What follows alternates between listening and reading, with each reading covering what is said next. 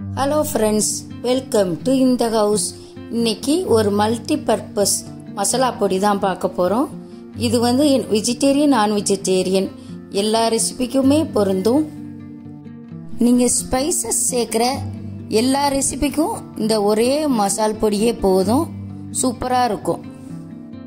அதுக்கு ஒரு கடாயை ஹீட் பண்ணி 3/4 கப்பு தனியாத்தூளை வறுத்து எடுக்கணும். அடுப்பை மிதமான தீயிலே வச்சு ஒவ்வொன்றா வறுக்கணுங்க. நல்லா மல்லி பச்சை வாசனை போகிற வரையும் ரொம்ப கருகாமல் ஒன்று போல வறுத்து எடுக்கணும். அடுத்ததா மிளகாய் வத்தல் ஒரு 20லேருந்து ஒரு 25 உங்களுக்கு காரத்துக்கு ஏற்ற மாதிரி எடுத்துக்கோங்க. அதையும் தனியாக வச்சு அப்படியே வறுத்து எடுத்துடணுங்க. மிளகாய் வறுத்தல ரொம்ப வறுத்துடாதீங்க, நல்லா சூடு ஏறுற அளவு வறுத்தா போதும், அல்லாட்டி கருகல் ஆயிரும். அடுத்ததா சீரகம் ஒரு 1/4 கப்பு எடுத்துக்கிட்டு அதையும் நல்லா மிதமான தீயில வறுத்து எடுக்கணுங்க. இது உடனே வறுபட்டுரும், உடனே ஒரு தட்டுக்கு மாற்றிடணும். அடுத்ததா சோம்பு 2 டேபிள் ஸ்பூன் எடுத்துக்கிடணும். அதையும் லைட்டாக ஒரு வறுத்து அதையும் தட்டுக்கு மாற்றிக்கிட வேண்டியதான். நம்ம நல்லா கனமான சட்டியாக எடுத்திங்கன்னா தான் ஹீட்டு ஒன்று ஓல இருக்கும். நம்மளும் மிதமான தீயிலேயே ஃபுல்லாக வறுத்துக்கலாம். நெக்ஸ்ட்டு 2 ஸ்பூன் மிளகு, அதையும் லைட்டாக ஒரு வறுத்து அதையும் தட்டில் தட்டிக்கோங்க. முந்திரி பருப்பு ஒரு 10லேருந்து 12 அதை கொஞ்சம் நல்லா வறுத்துக்கோங்க. அது ஏன்னா சில நேரம் பொறுன்னு இல்லாமல் கொஞ்சம் மெதுவாக இருக்கும். லைட்டாக நல்லா கொஞ்சம் வறுத்திங்கன்னா தான் நல்லா அரைக்கிறப்ப நல்லா அரைப்படும்.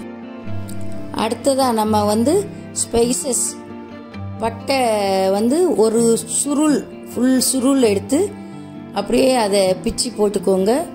அப்புறம் ஒரு 8லேருந்து 10 ஏலக்காய், ஒரு 10லேருந்து 12 கிராம்பு எல்லாம் சேர்த்து ஒன்று போல வறுத்தெடுங்க. நான் எடுத்துருக்கிற பட்டை சுருள் பட்டைங்க. வேறு கனமான திக்கு பட்டையும் எடுத்துக்கலாம், அதுவும் நல்லா தான் இருக்கும். நான் சுருள் பட்டை தான் என்கிட்ட இருந்துச்சு, அதை நான் வறுத்துக்கிறேன். இதை நல்லா வறுத்ததுக்கப்புறம் தட்டுக்கு மாற்றிட்டு அடுப்பை ஆஃப் பண்ணிடணுங்க. வெறும் அனலியை வச்சு ஒரு டேபிள் ஸ்பூன் கசகசா எடுத்து அந்த சட்டிலேயே போட்டு அப்படியே ரேசாக வறுத்து எடுத்துக்கலாங்க. அந்த சட்டி ஹீட்டுக்கு அது வறுபட்டுரும். எல்லாத்தையும் வறுத்து முடிச்சாச்சு. இனிமே இந்த தட்டில் எல்லா மசாலாவும் ஆற விடணும். நல்லா ஆறினா பிறகு தான் மிக்சியில் அடிச்சுக்கிடணுங்க. இந்த மசாலா சிக்கனு, மட்டனு, காளானு, பன்னீர், கானு, இன்னும் என்ன ஸ்பைசஸ் போட்டு வைக்கிறோமோ எல்லா ரெசிபிக்கும் ரொம்ப நல்லா சூட் ஆகுங்க. ரொம்ப நல்லா இருக்கும், செஞ்சு பாருங்கங்க.